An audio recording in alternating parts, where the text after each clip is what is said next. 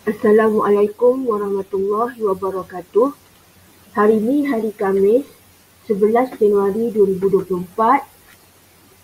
Apa khabar murid-murid tahun 4? Kalau semalam kita buat ujian akhir bahagian A soalan 1 hingga 13, untuk hari ini kita akan buat bahagian B soalan 14 hingga 15. Walaupun hanya ada 2 soalan dalam bahagian B, tetapi markahnya ialah 24 markah. Apa maksudnya bahagian A dengan bahagian B? Sebenarnya keseluruhan markah untuk kedua-dua bahagian ialah 50 markah.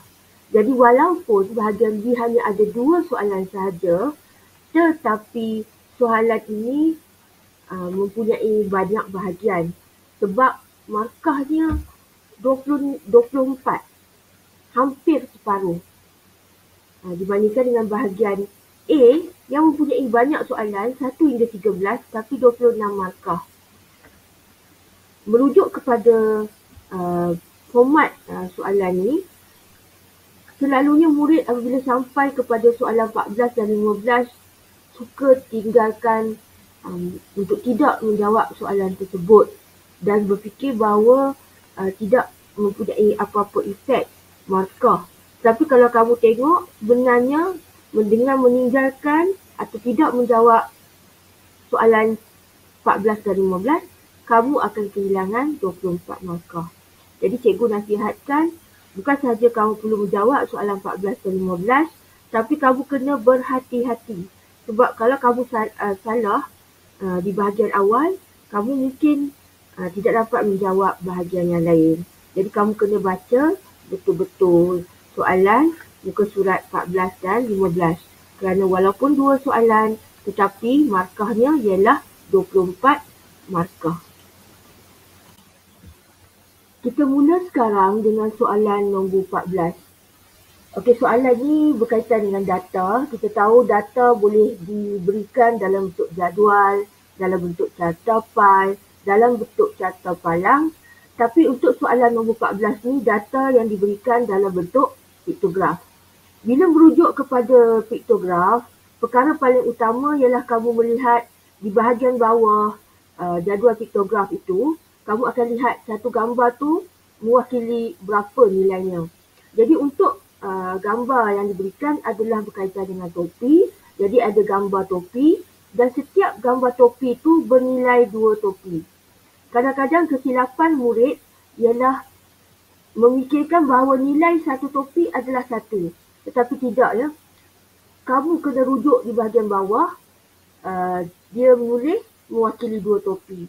Jadi apa saja bilangan gambar topi pada piktograf ini perlulah didarab dengan 2. Okey? Perlulah didarab dengan 2. Kita lihat soalan bahagian A. Nyatakan 2 warna topi yang mempunyai jumlah bilangan yang sama dengan bilangan topi biru. Okey? 2 warna topi. Maksudnya, yang kamu kena kira dahulu bilangan topi biru. Ingat, cikgu dah kata satu gambar topi bersamaan dengan 2. Kamu kena darab 2. Jadi kamu tak perlu buat nilai kiraan sebab kiraan dia dah sama. Yang kamu perlu pastikan ialah dua warna topi bersamaan dengan nilai jumlah topi biru. Jadi kamu gabungkanlah, sama ada hitam dengan putih, putih dengan kuning, kuning dengan hitam. Apa saja asalkan jumlah tersebut mempunyai nilai yang sama dengan bilangan topi biru.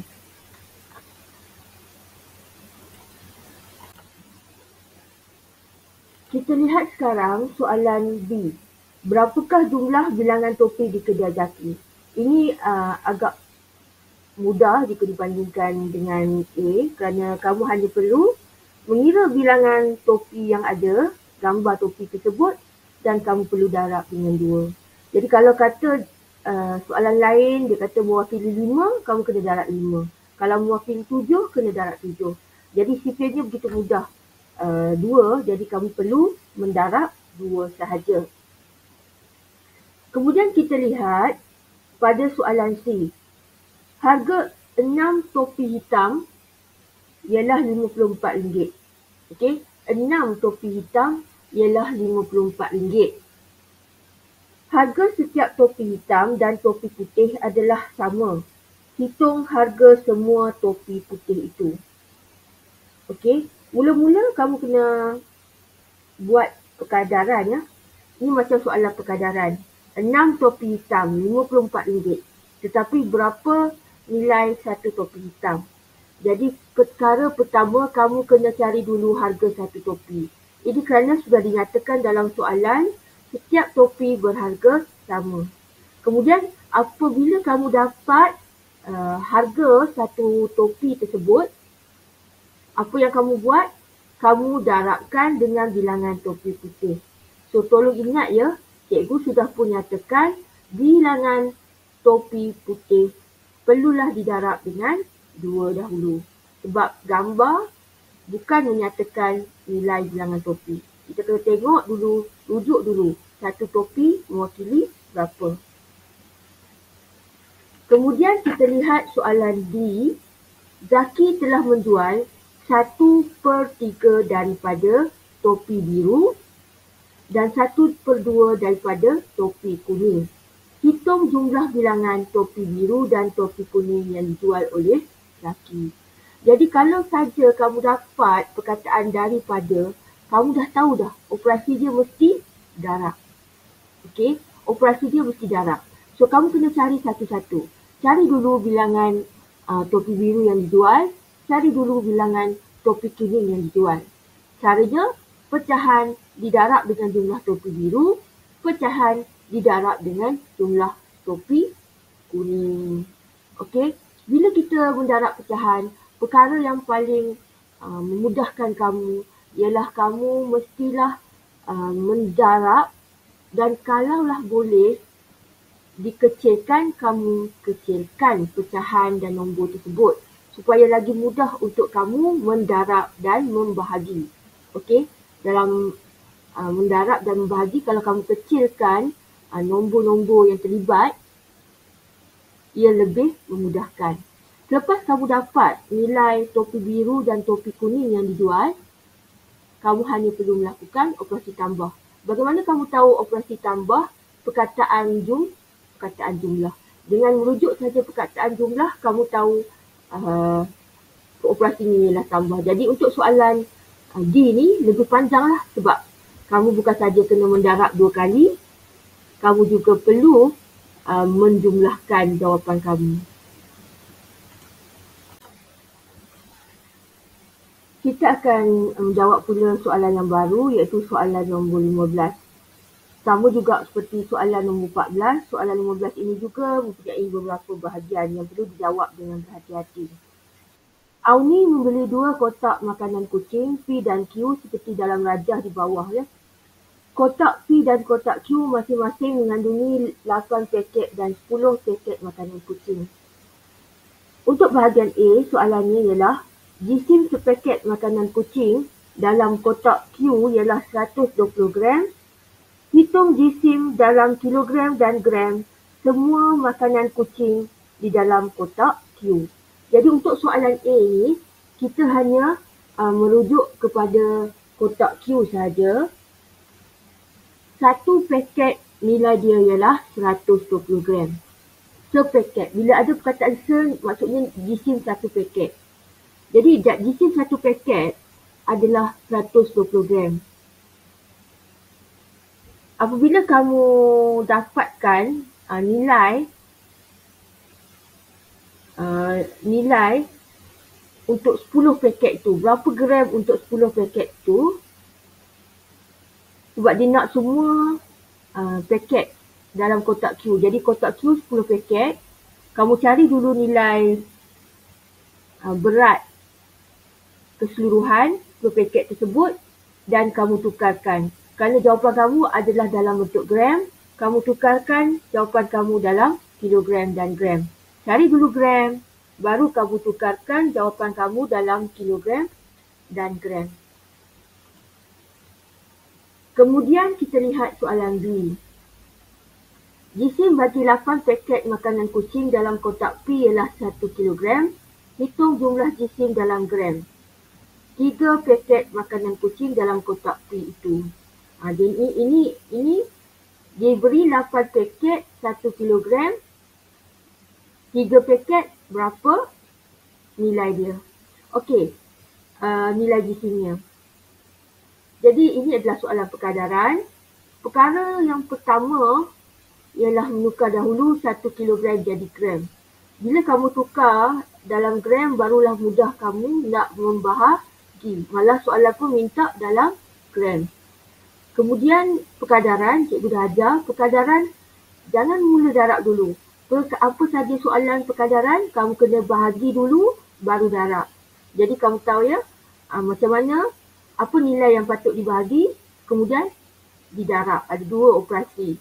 So, kamu tengok 8 paket 1000 kilogram. 3 paket nilai tidak diketahui jisimnya. Jadi yang mana perlu dibagi, yang mana perlu darab, kamu kena tahu sebab cikgu dah ajar. Tapi yang penting kamu kena ingat betul-betul perkadaran, bahagi dulu baru darab. Okey, jangan lupa mengisi nilai unit dalam jawapan kamu. Apa saja soalan perlu ada unit yang betul.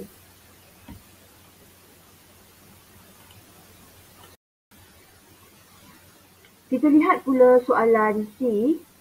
Soalan C menyatakan harga sekotak makanan kucing P ialah RM27.50. Harga sekotak makanan kucing Q adalah RM8.90 lebih mahal daripada makanan kucing P. Hitung jumlah harga yang perlu dibayar oleh Auni. Untuk harga sekotak makanan kucing P ialah RM27.5. Jadi kamu tak perlu nak lakukan apa-apa operasi untuk kotak P.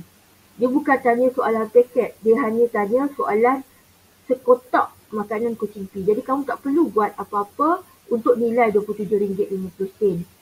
Tetapi selalunya murid mendapat kesilapan apabila dia baca harga sekotak makanan kucing Q ialah RM8.90 lebih mahal. Dan murid menganggap itulah dia harga sekotak makanan kucing Q. Jadi kalau fikir logik, macam mudah sangat soalan tersebut. Jadi lihat ya, selepas nilai RM8.90 ada perkataan lebih mahal daripada makanan kucing P.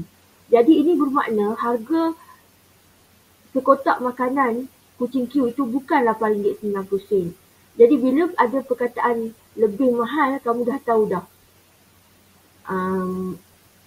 Kamu perlu melakukan operasi tambah dengan nilai harga kotak P yang diberikan sebelum tadi. Kalaulah kata RM8.90 kurang mahal, jadi bila ada kurang mahal, kamu dah tahu operasinya perlu dilakukan ialah tolak. Okey, ambil balik harga sekotak makanan P dan ditolakkan dengan nilai Q yang diberikan.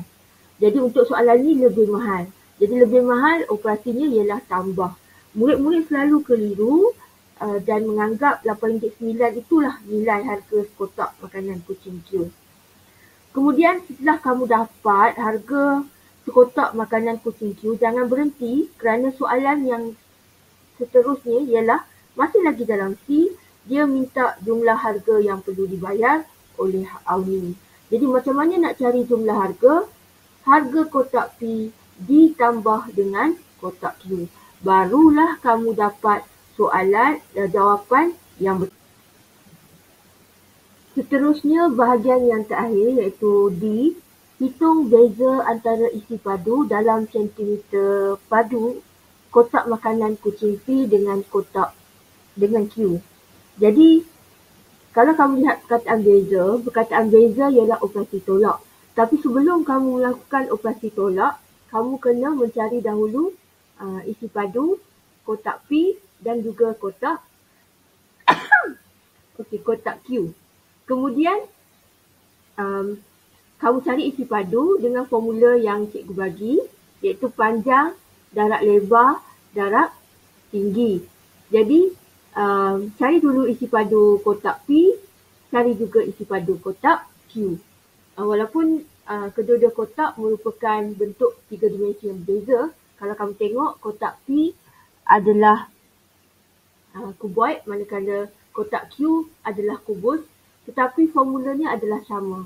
Panjang, jarak lebar, jarak tinggi. So, panjang yang di hadapan tu. Lebar maksudnya yang di sebelah kanan tu, yang tepi tu. Dan tinggi maksudnya yang tinggi, macam tiang tu.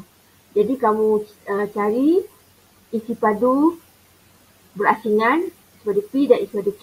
Jadi apa yang patut dilakukan selepas kamu dapat isi padu ialah kamu menolak. Sebab ada perkataan beza. Katalah soalan menyatakan jumlah. Jadi kalau jumlah maksudnya operasi tambah. Kalau beza operasi tolak. Selalu murid bertanya perkataan hitung. Cikgu kalau dengar ada perkataan hitung dalam soalan, apa operasinya? Jangan tengok perkataan hitung. Hitung tu sebenarnya maksudnya kira. Dalam bahasa perkataan lain, kira. Jadi hitung tidak membawa apa-apa makna operasi. Cari perkataan lain. Beza, tolak, jumlah, tambah. Jadi selalu murid bertanya kepada saya, hitung tu apa operasinya? Tak. Hitung hanyalah satu perkataan yang bersamaan dengan perkataan kira. Menyuruh kamu kira atau dalam bahasa Inggeris kamu calculate. Okey? Jadi kamu cari isi padu dan kemudian kamu tolak. Itu saja latihan kamu pada hari ini, iaitu menjawab soalan 14 dan 15. Okey, selamat mencuba. Bye.